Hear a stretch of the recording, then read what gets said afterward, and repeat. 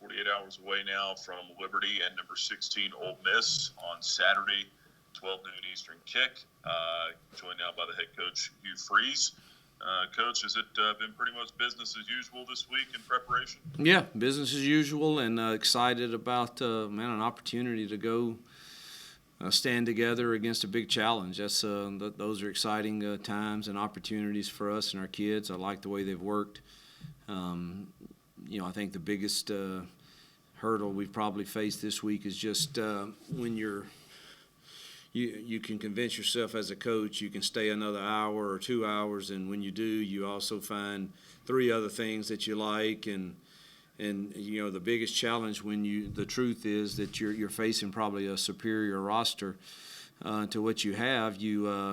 Sometimes you get too much, and I think that's kind of the way the week started out.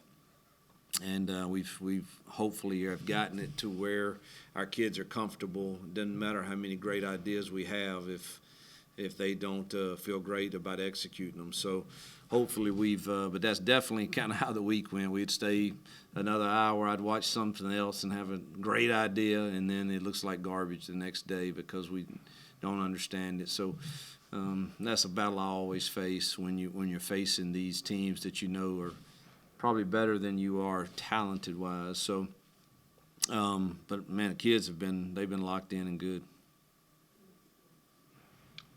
Good, Damien. Yeah, I didn't ask you this earlier in the week, but Bryce Matthews was joking like the place in Vaught Hemingway he's never been is the visitors' locker room. And when you looked through the transfer portal and tried to find fits for a program, how special was it to bring someone in who knew the culture you wanted to establish since he'd been in there for 1 year at Ole Miss, and bring in a veteran guy like that to help move that culture along? Yeah, he was,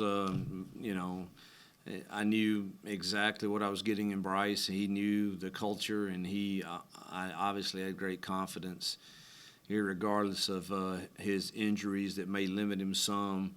I just knew what he would bring to that locker room, and he's the type of kid, and his family's incredible people that are great Liberty fits, and so it was great for us to get him here for sure. John, go ahead. How's Jonathan Bennett progressing from his car accident with his right hand, and if you needed him, would he be able to play Saturday? Yes, he's practiced this week. Started out, you could tell his grip on the ball was a little awkward for him, but today I thought he threw it well, so he would be ready to go.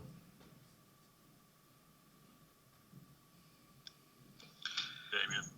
I wanted to follow up on Bryce. He's been able to play every game this year, and he was really happy when got his knee rolled up against Campbell. There was no structural damage, and he's been able to play through it. And through the back surgery at Ole Miss and everything here, what can you say about how he's played this year and been a valuable piece in that rotation?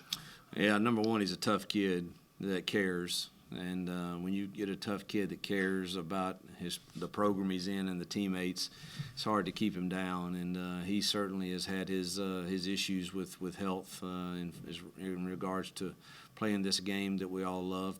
But man, I'm just thrilled. It was a time back in the summer we weren't sure if he would be functional or not. And, like you said, he's played in every game and has really been vital to giving us some depth there.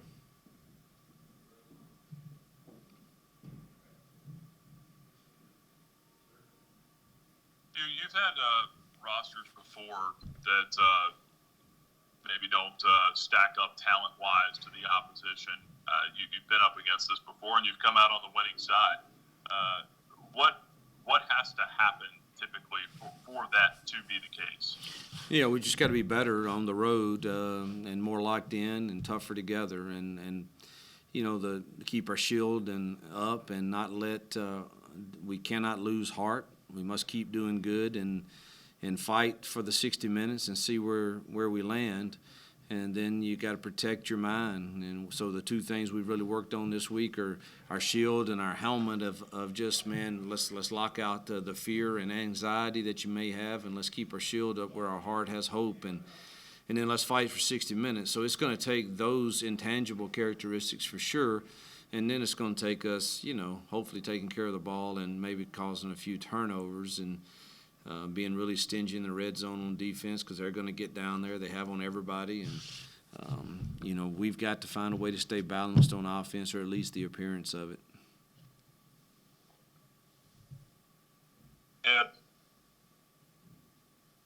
Hugh, a lot of injuries seem to be percolating with Ole Miss on the offensive side of the ball in particular. How much focus do you pay on that, and how much does that impact the way you game plan and what you're expecting to see out of Ole Miss on Saturday? I don't pay any attention to it.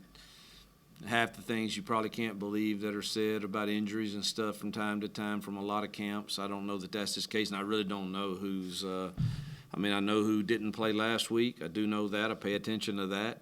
But that doesn't mean they can't play this week, for sure. And, we prepare for the system that we see and the players that could be on the field also. Damian? Any headaches through the rest of the week in terms of ticket requests or anything like that? Reagan just told me walking off the field, because we had a meeting this morning with her and CJ and went through everything again, and she told me that everything was handled. So if they hadn't talked to me yet, I'm sorry. It's probably too late.